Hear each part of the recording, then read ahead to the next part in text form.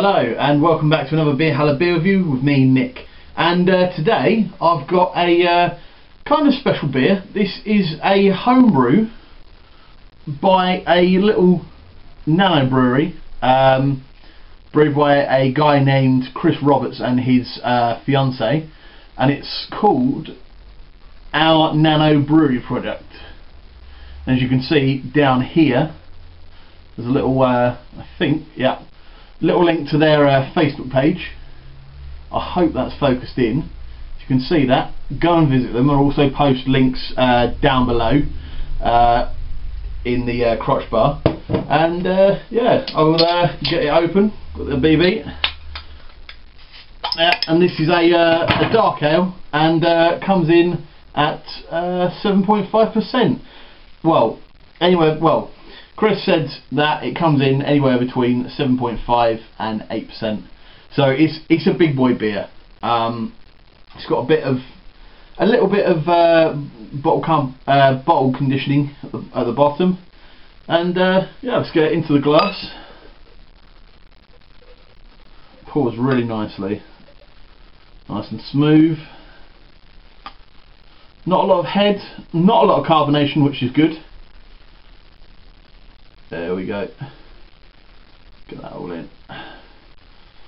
Okay, to start with, I guess that's a 2-finger head.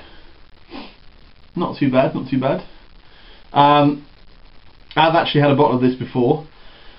Head dissipated, not completely. I'd say probably half a finger head, but it stayed all the way down the pint. And yeah, it's a lovely dark brown, sort of like a really deep mahogany. I don't know if you can see, but there's not on the camera, but you can just about see, from my perspective, a little bit of light coming through the bottom. And let's get stuck in with a nose. Oh wow, yeah. This is a lot. The bottle I had yesterday was a lot different to this one. I have been told by other homebrewers that if there's not enough brewing salts used in with the brew water, you can get a bit of like an apple peel smell to it. This one actually doesn't have that at all. No, not at all. Interestingly enough, it does actually smell a little fruity, but still very malty. It's got like a almost like an orangey kind of taste, smell to it. Sorry, it's quite. I quite like it actually. Let's get straight in on the taste as well. Cheers.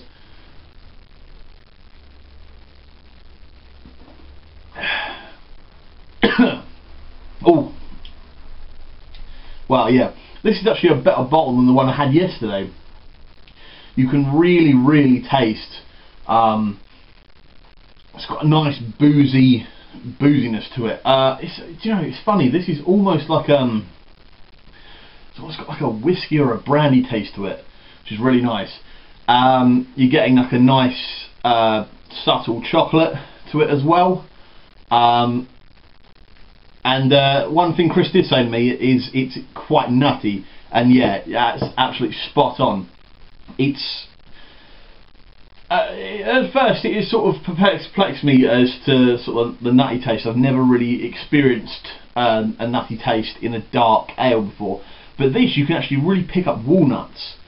It's really nice.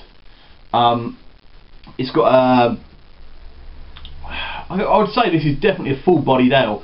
However, it's not like you're drinking syrup. It's full-bodied, but really well done. Carbonation's not OTT, which is good as well.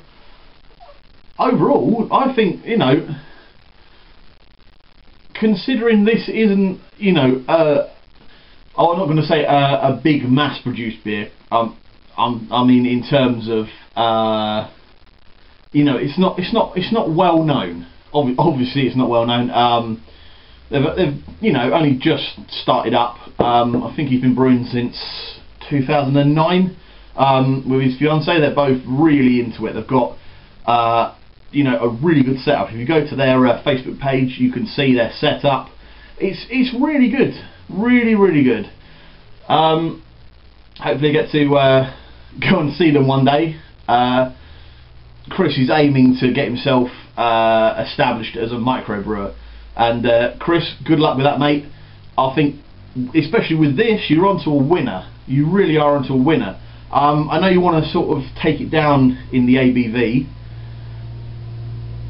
you know, to appeal to perhaps some more session drinkers, but honestly, my friend, I don't think you need to. I really don't. It's not at all. 7.5 to 8%. I think you've got this absolutely spot on. With a lot of, you know, dark ales, you can get some. They're really quite watery, which I think, you know, dark ale's not really as far as I'm aware, it's not really a popular style.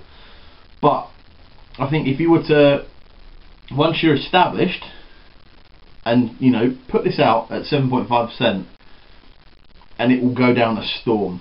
I think this could bring back dark ale big time. You know, I know people like their porters and their stouts, but this could bring it all back. You know, there's a big sort of insurgence of big fruity drinks. You know, IPAs, pale ales. Yeah, they're good, but you know, this could really put dark ale on the map. Yeah, I'm not overly versed in dark ales, but I think if I had to, it's like a strong version of Newcastle Brown with some really nice chocolate notes. That's all I can describe it as, really. It's like a jacked up version of Newcastle Brown, but incredibly well made. It's pure tasting. Yeah, it's lovely. I believe Chris brewed this with Challenger Goldings and Styrian Golding hops, and used some crystal malts as well as some others to give it a bit of a chocolatey and a nutty taste. I mean, the bottle I had yesterday, you could really taste the chocolate. The nuttiness was a little bit harder to detect, but in this one actually, this has really blended nicely. It's like sort of you're drinking liquid chocolate, you know, like a Cadbury's chocolate and hazelnut, or in this case, chocolate and walnut bar of chocolate. I guess it's so enjoyable, so enjoyable. Yeah, it's this now I've sort of got into it a little bit. The sort of initial orangey smell has gone, and you can, you know, get a big whiff of walnuts, and I absolutely love that. This is a very unique beer, in my opinion. And Chris, I really hope, my friend, that you do manage to get yourself established as a microbrewer, and I hope that more people get to try this lovely brew. I can't say much more than that, really. I'm not going to ramble on much more. I've already done quite a lot of rambling, but yeah, it's. Excuse me, I'm getting distracted by this beer. It's just so drinkable. The one thing I do like, while it is quite boozy, you don't get